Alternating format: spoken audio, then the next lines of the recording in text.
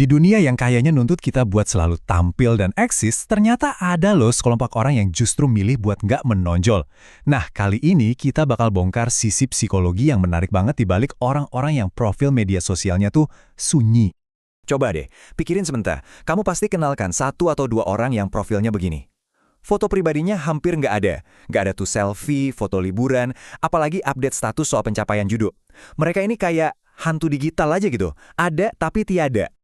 Dan jujur aja, kita sering banget kan langsung bikin asumsi, paling dia pemalu, atau kayaknya ansos deh. Yang lebih parah lagi kadang kita mikir, jangan-jangan mereka nyembunyiin sesuatu, atau mungkin hidup mereka emang nggak seru-seru amat buat dipamerin. Oke, sekarang coba kita balik cara pandangnya. Gimana kalau semua asumsi kita tadi salah total? Gimana kalau di balik kesunyian mereka itu justru tersimpan sebuah kekuatan psikologis yang nggak pernah kita duga? Ternyata, dunia psikologi punya jawaban yang beda banget. Alasan psikologis yang pertama adalah sebuah pilihan yang sangat sadar. Mereka lebih mentingin privasi daripada popularitas. Ini bukan soal rasa takut ya, tapi soal melindungi ruang mental mereka yang berharga. Dalam psikologi, ini ada istilahnya loh, namanya orientasi privasi yang tinggi.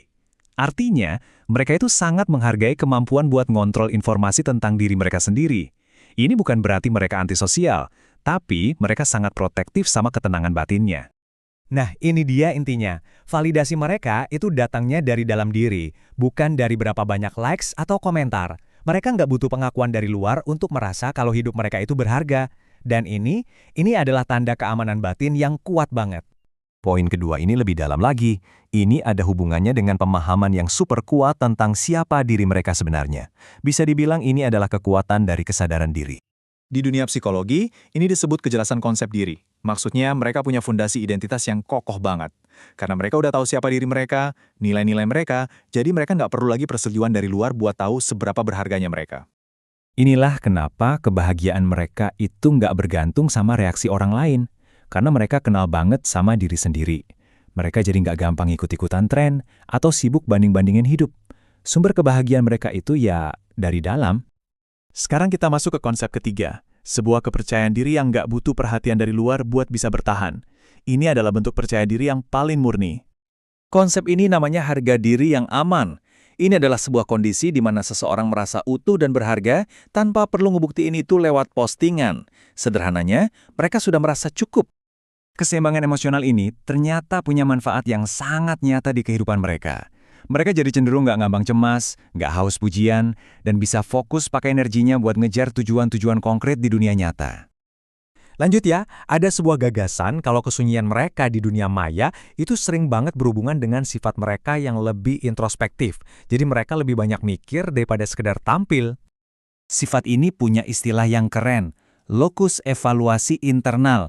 Gampangnya, mereka itu ngukur diri pakai standar pribadi, bukan opini publik. Mereka adalah tipe orang yang mikir dulu sebelum posting, karena mereka sangat menghargai substansi. Nah, ini juga yang bikin mereka lebih suka kedalaman dan makna dalam sebuah hubungan. Buat mereka, satu obrolan yang tulus dan mendalam itu jauh lebih berharga daripada ratusan interaksi basa-basi di kolom komentar. Dan poin terakhir nih, yang kayaknya paling relevan di zaman kita sekarang, kesadaran mereka akan sisi gelap media sosial dan pilihan sadar mereka untuk menghindarinya. Fenomena ini dijelaskan sama teori perbandingan sosial. Orang-orang yang memilih diam di dunia maya ini seringkali sadar banget sama ilusi ini. Mereka tahu kalau apa yang kita lihat di lini masa itu cuma panggung sorotan, bukan kenyataan yang utuh. Beda banget kan rasanya? Di satu sisi, ada panggung sorotan dengan perbandingan tanpa henti dan tekanan buat terus tampil. Di sisi lain, ada dunia nyata yang menawarkan ketenangan mental dan kehidupan yang otentik. Mereka secara sadar memilih yang kedua. Jadi, setelah kita lihat semua ini, yuk kita coba ubah cara pandang kita. Kita akan mulai melihat kesunyian ini bukan sebagai sebuah kelemahan, tapi justru sebagai sebuah kekuatan tersembunyi. Jadi, daripada kita lihat mereka sebagai orang yang pemalu atau antisosial, sekarang kita bisa lihat sifat-sifat positif yang sebenarnya. Mereka itu membumi, cerdas secara emosional, dan punya kesadaran diri yang tinggi. Ini benar-benar kembalikan semua asumsi awal kita kan. Jadi ini dia poin kuncinya. Ini bukan soal mereka nggak mau kelihatan, tapi ini tentang punya kekuatan batin yang bikin mereka nggak butuh buat kelihatan. Mereka nggak butuh validasi dari sorotan publik untuk merasa utuh.